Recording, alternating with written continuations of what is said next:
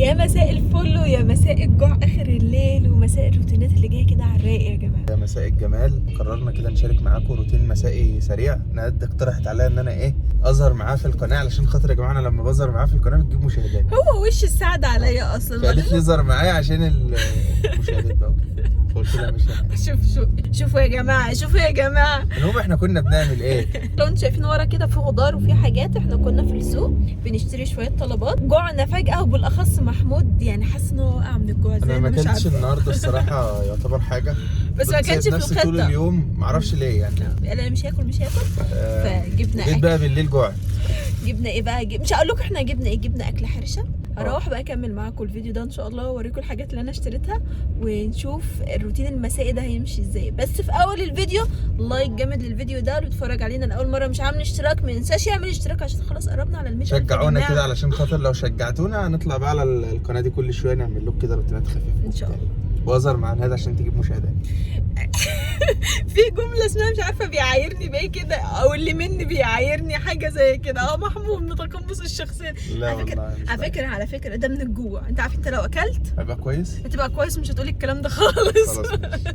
استنوا يا جماعه معانا لحد ما نروح واكل وهنبقى كويسين. البني ادم وهو جعان بيقول حاجات بيبقى يعني حماده، ولما بياكل بيبقى حماده تاني خالص، وبيبقى عصبي شويه، وساعات بيرمي كلام وهو مش قصده وحاجات كتير. لا مش للدرجه دي يعني. طب خلي بالك عشان تخبط العربيه اللي قدامك وانت جعان. ها انا عايز اقول لك ان انا بتزاول جدا، والكاميرا شغاله وانت سايق، والكاميرا شغاله وانا سايق، والاضاءه كمان وبالليل. بص بس كله علشان خاطر هنا حبيبي يعني احنا بنحاول كده نستغل اي حاجه الفتره دي بنعملها، بنحاول ان احنا نصورها يعني ونشارك ده معانا. عندي حاجه غريبه قوي، لما بننتظم احنا الاثنين على القناه الكبيره بأثر في القناه دي، مش عارف، ولما بنتظم في القناه ديت بأثر على القناه الكبيره. مش عارفه، نفسي اعمل توازن ما بين الاثنين. انا ما عنديش مشكله ان انا اشتغل هنا واشتغل هنا، بس ما تعرفوش ايه اللي بيحصل بجد والله. هو مش قادره اوازن ما بينهم هما الاثنين، مش عارفه ليه. محسودة على عودك يا جميل. منصورة زحمة النهارده الجمعة. الفيديو ده بيصور لكم الجمعة بالليل، فهنروح البيت ونكمل معاكم الفيديو ان شاء الله. فزي ما قلت لكم لايك وشير وسبسكرايب، ويلا بينا على الفيديو. يلا بينا. الحمد لله على السلامة. الله يسلمك يا قلبي. اتفق. اتفضلي. انا هحط الاكل وانت عليك المشاريب. حاضر. لو كانت طلبت مني ان انا اعمل المشاريب من غير اتفاقات، انا عشان راجل محترم كنت اعمل اصلا الاكل جاي جاهز، بس انا هحطه فهتعب فيه، والحاجات اللي ورا دي بقى مين ان شاء الله اللي هيشيلها. ماشي تمام. خد هنا بقول لك. مش هشيل الخضار بصراحة. يعني ايه يعني انا هشيل الطماطم وهشيل الحاجات اللي هي العاديه، الخس بقى والجرجير والكلام ده مش هشيل. مش عايزين نتخانق قدام الناس لو سمحت. معرفش ليه يا جماعه انا هنا اهو والله الحاجات كتير. انا عندي المشكله بتاعت ان انا الخضروات الورقيه دي ليه يا جدعان. نكون قسمت انا ونودي اسمة العدل، كل واحد شال حاجه. شو انا شايل كتير والله يا جماعه، شايلني برضه، شايل كتير. انا عايز اقول لكم الاكياس دي كتير جدا وتقيله جدا.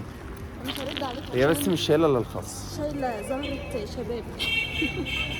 اي نعم متبهدل وشايلته. والله يا جدعان اللي معايا ده اتقل من اللي معايا بكتير، بس انا الفكره ان انا ما بحبش اشيل الخس والحاجات دي. ايوه انا فاهمه الكلام ده كويس. بصوا بس انا عامله ازاي. هو دايما كده، لو في كرومب، لو في خس، لو في قرنبيط، اي حاجه فعلا من الحاجات دي بيشيلها لي كده. بص ما هو ده عشان خاطر الحاجات دي بتلحوس الهدوم بصراحه. طب انا اللي بغسل. لا انا ما اتلحوش. مخصوم منك سندوتش الا الربع. انا ما اتلحوش. انا مش هكلمك الا في المرايه. وصلنا. بجهز في الاكل بنص. سلام. سفرتنا المتواضعه البسيطه ده انا اللي عاملاها. هي مش سفره، هي الحقيقه قاعده كده والذ اكل. جايبين فول وطعميه تاني طالب، وايه تاني؟ انا جايب سندوتشات اسمها ديناميت، بتكون عباره عن طعميه على بطاطس على بتنجان على سلطه على طحينه على بيض، وجايبين فول بقى بالزيت الحار. حاجه كده بامانه تستاهل بقكم. حاجه يعني على قد ما نسهم يا جدعان.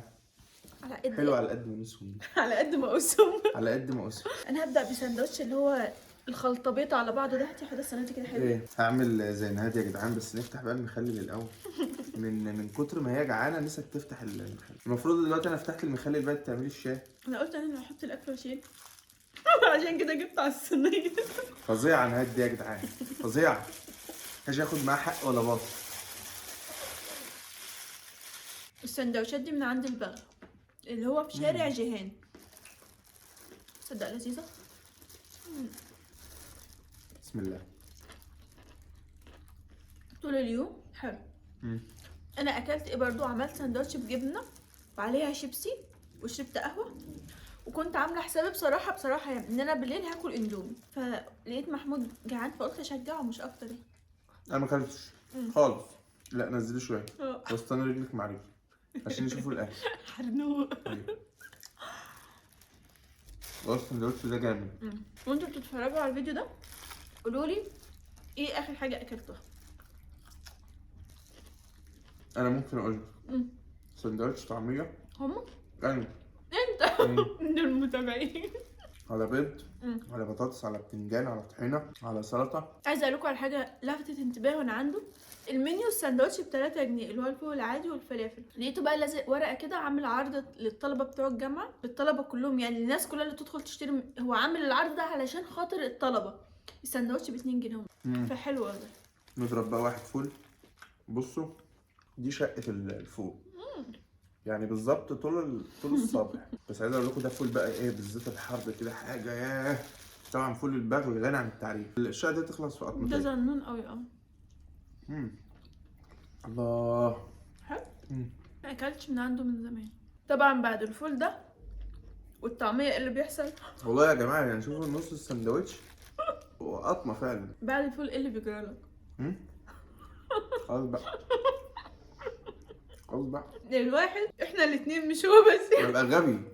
اقسم بالله بينزل عليا كميه غباء احس ان انا الاستيعاب بيبقى قليل قوي يا جماعه بجد. وبعدين بقى لما مفيش بتناموا استيعاب اصلا. ولما بتناموا بتقوموا بتحسوا انتم دماغكم زي ما بيقولوا كده مخكم تخين مش عارفه ليه. لا وبحس ان انا قايم تاني يوم مسطول. بس اقول لكم بيلكمني. هي اكله بتشبع قوي. هو بيلكمني.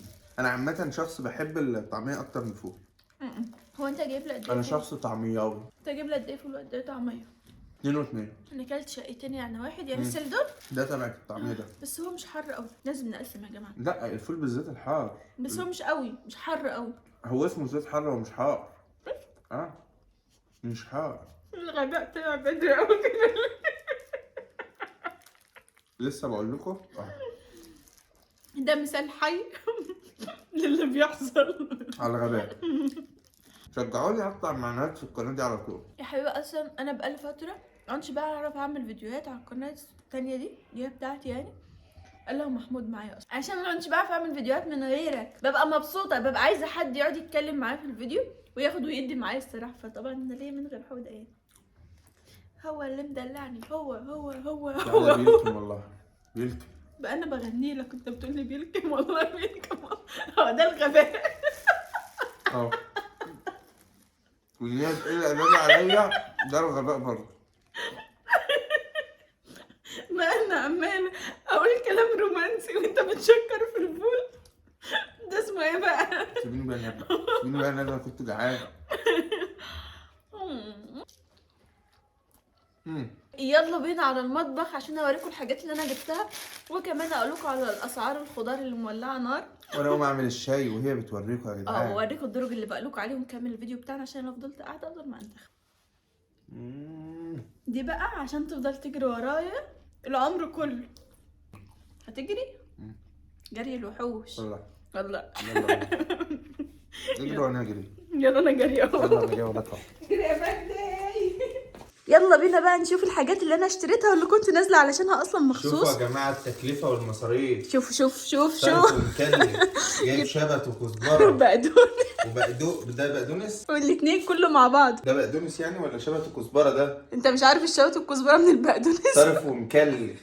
فلوس كتير اصلا. راجل مقرش.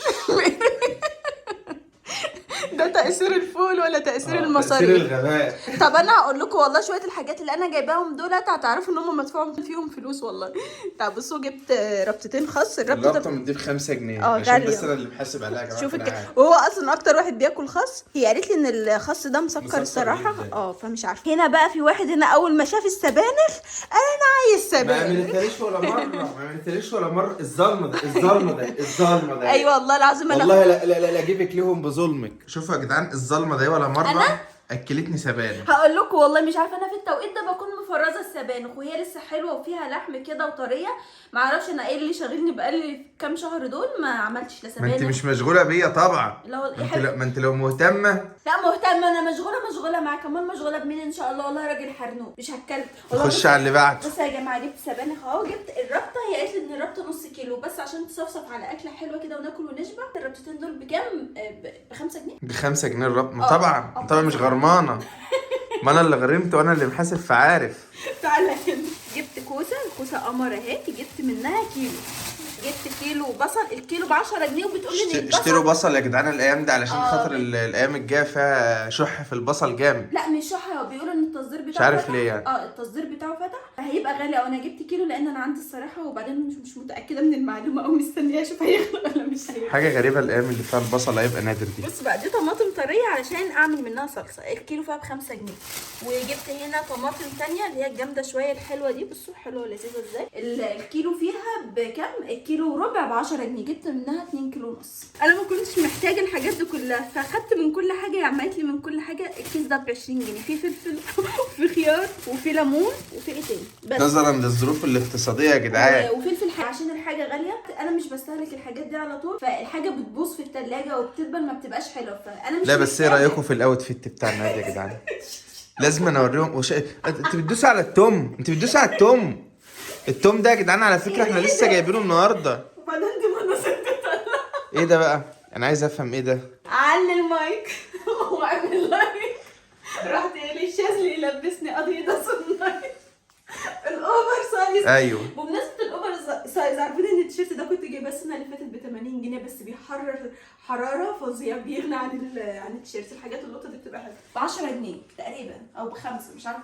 مش عايزه اقول كلام مؤكد عشان ما تقولوش ان انا ضحكه عشان ما تتحاسبش عليه. بس هو كيلو يا ب10 يا ب5 جنيه. الشاي غلى ولا لسه طيب؟ بصوا الله الله الله الله. شوفوا يا جدعان، اقسم بالله في كميه حاجات هنا حلوه. ده الاندومي الكوري طبعا انتوا عارفين ده هيتعمل بايه. ده جايبينه اكس 3 علشان خاطر تحدي الاسئله المحرجه اللي انتوا طلبتوه. وعدناكم ان العقاب هيكون صعب. يعني مفيش اصعب من كده. اكس 3 اصعب حاجه. طبعا عارفين مين اكتر واحد حرنوق وحربوه هو حوده، فاكتر واحد هياكل منه.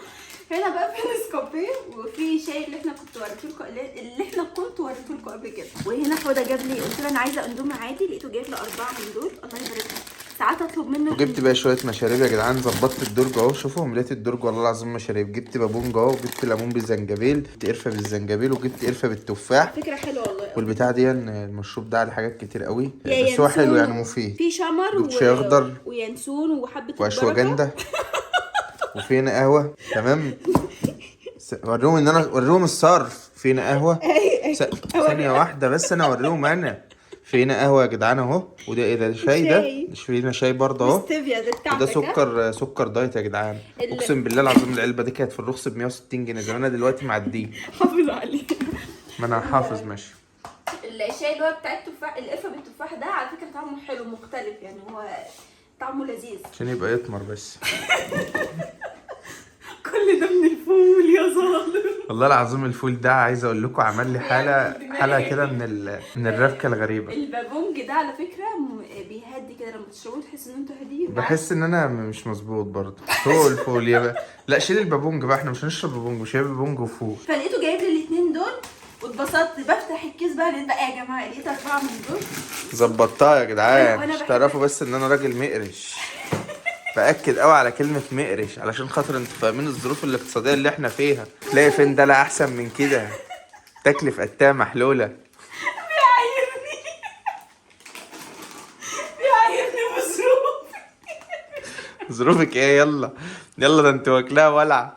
لما انت ظروفك يبقى احنا نروح نموت. والله اللي يسمع كده يقول ان انا بنام على كنز فلوس والله. طب بذمتك؟ والله العظيم ماشيه المستوره والحمد لله. يا بنت انت معاكي خاتم كسر ال 5000 جنيه. الله العظيم. دي هدايا. هدايا. الهدايا بتتعزم. والله العظيم معدي يمكن عامل 7000 جنيه دلوقتي. ماشي. غنيه يا جدعان والله. الله اكبر يا جدع. اروح الراجل الخاتم اتحلل. بصوا جايب لك الشيبسي. ما خلاص، ما انت وريتهم 100 مره ان انت متاكده ان انا مقرش يعني. بس خلاص اهو. نشرب ايه اصلا؟ ما غلب بقى يا جدعان، نشوف هنشرب ايه. تشرب ايه؟ اي تشرب حاجه، ايه؟ قولي. اي حاجه عشان ما تعيرنيش بيها بس. ماشي، اجيب لك حاجه بقى، ايه حاجه كده على مقاس بتاع ده، هو ايه حلو، تعالى نشرب. ماشي. ولا بلاش ده، غالي. غالي شويه. خلينا ايه، نشرب شخط. انت حسابك معايا بعدين. بس بقى شويه شاي لوز، لوز. تسلم ايدك والله. لوز. خدي. انت عامل دماغ والله العظيم. والله العظيم الفول ده، سامحوني يا جدعان، انا واكل فول ومحدش قد مدي ايدي. هات. لا خدي دي. انت رخم والله. خلاص خدي دي. هتوقع. ومعانا محمود المقرش. مقرش. انت متأكد ان مقرش اصلا لا علاقة باللي انت بتقوله ده اساسا؟ مقرش ايه في الايام اللي احنا فيها دي؟ ولا تطلع كلمة مقرش دي كلمة غير اللي انت تقصدها؟ مقرش. طب انت سخن تعالى كده. اه. لا مش سخن، مش عارفة مش ليه. سخن. محمود بقى له فترة كده كل ما ينزل نشتري طلبات بيجي له حالات صعبة. عايز اخد عنكم من ده. بجد يا جماعه، الظروف الاقتصاديه الفتره دي بقت صعبه خالص. اقفلي الفيديو انا، اقفلي الفيديو انا، واشربي الشاي بقى. انا عملت الفيديو ده علشان يتحط عليا حط. انا لو قصدي اعمل في نفسي كده مش هصور بس هم الفيديو ده. يتفاعلوا مع الفيديو ده وهيجيب مشاهدات. هما بيحبوا الفيديوهات اللي العفوية. احنا بنظهر فيها وبقعد اترخم عليك. و ايوه. يا رب يا حلوين الفيديو ده يكون عجبكم. هو فيديو مش متخطط له الصراحة، فيديو عفوي كده والله عارفه فيها التف عليها ولا ايه؟ ما خلاص بقى، خلاص بقى. الفيديو ده لازم يتقفل حالا مع السلامة يا حالا. جماعة، مع السلامة يا جماعة، عشان خاطر ما ينفعش تشوفوا الأوضاع أكتر من كده بجد. فيها بقى. يا رب يا جماعة الفيديو يكون عجبكم. لو عجبكم الفيديو ما تنسوش تعملوا لايك وشير وسبسكرايب. بنحبكم قد كتير يا جدعان، الدنيا كتير كلها. كتير. اشتركوا في القناة، ما قلتلهمش اشتركوا في القناة. انا قلت لايك وشير وسبسكرايب. لا، هو في ناس مش هتعرف ان سبسكرايب ده اشتراك يا جماعة. واضغطوا على زرار الجرس واختاروا كلمة الكل، عشان كل الهري اللي احنا هننزله الفترة الجاية. خلاص بقى. السلام عليكم يا جماعة. نشوفكم الحلقة الجاية على خير. اهو. عايزين نقفل. السلام عليكم. بقول لهم تاني. لا ما تشيليش دي من المونتاج، ما تشيلهاش. طيب بنحبكم قد الدنيا كلها. باي باي. اهو. شوية شاي لوز.